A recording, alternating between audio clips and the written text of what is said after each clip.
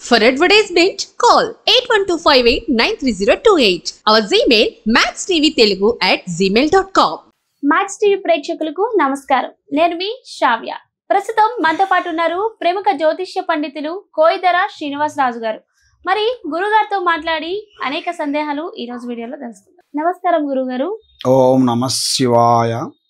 జయ కొండదేవత శంభో శంకర మహాదేవ మహాదుర్గా వనదేవత సమ్మక్క సారలమ్మ వనదేవత.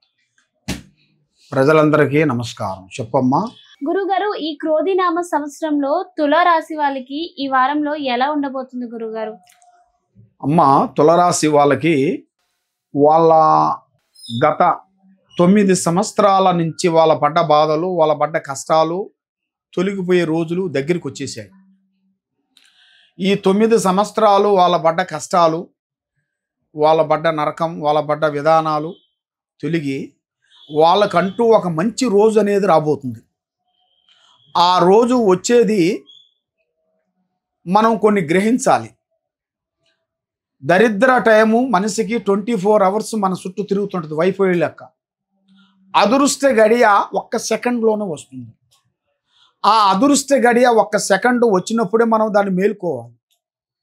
మనం తెలియకోకుండా ఇక నా పని బాగోలేదులే, ఇక నాకు శని పట్టిందిలే, నేను ముందుగా రాలేనులే అని చాలామంది చాలా విధానాలుగా చాలా వరకు సతమతం అయిపోయి వాళ్ళకి వచ్చిన తెలివితేటలు, వాళ్ళకు వచ్చిన విద్య, వాళ్ళకు వచ్చిన ఒక పవర్స్ చూపించలేక మానసికంగా కుమిలి టెన్షన్ పడుతూ పడిపోతుంటారు. కాబట్టి దానికి సరైన మార్గం అనేది ఒకటి ఉంటుంది. ఆ మార్గం ఏమిట్రా అంటే అది ఒక గురువు గారి వాళ్ళ నుంచే ఎదురవుతుంది. ఏదైనా ఆ గురువు గారు, మనం పట్టుకున్న గురువు గారు కరెక్ట్ గట్టివాడైతే మనకి ఏ పనైనా మనకి ముందుకు సాగగలుగుతుంది.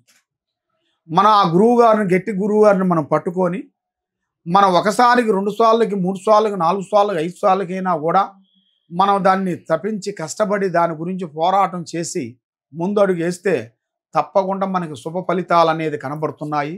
ఈ తులరాశి వాళ్ళకి మంచి మంచి అదృష్ట గడియలు ఇప్పుడు రాబోతున్నాయి.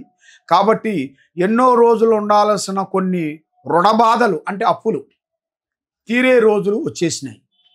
తర్వాత నూతన వాళ్ళు అంటే మన ఇంటికి కొత్త వాళ్ళు రావటం, ఏది అల్లుడు రూపంలో కానీ, కోడలు రూపంలో కానీ, బిడ్డ రూపంలో కానీ, కొడుకు రూపంలో కానీ ఒక అదృష్ట మనిషిగా మనకి దగ్గరికి వచ్చే ప్రాప్తి కొన్ని రాబోతున్నాయి. కాబట్టి కొన్ని విధానాలను బట్టి తప్పకుండా మీకు మంచి శుభం కలుగుతుంది. గురుగారు, మరి ఈ తులారాశి వాళ్ళు ఏ దేవుణ్ణి స్మరిస్తే మంచిది, ఏ టెంపుల్కి వెళ్తే మంచిది అంటారు గురుగారు? ఈ తులరాశి వాళ్ళు ఎక్కువగా పూజించాల్సింది, వీళ్ళు ఎక్కువగా జపం చేయాల్సింది మేనుగా ఆ శివుణ్ణి పూజించాలి, శివపారాధన చేయాలి. తర్వాత ఆ శివుడు మంత్రములు ఉంటాయి కదా, ఆ మంత్రముల్ని 108 మంత్రాలని అవి జపిస్తూనే ఉండాలి. అవి జపించిన దాని వలన వాళ్ళకి మంచి శుభం జరుగుతుంది, ఆ భగవంతుడు అనుగ్రహం కలుగుతుంది. కాబట్టి వీళ్ళు ఎక్కువగా పూజించాల్సిన శ్రీ కనకదుర్గ అమ్మవారు గుడికి వెళ్ళి పూజ చేయించుకోవాలి, శుభం కలుగుతుంది.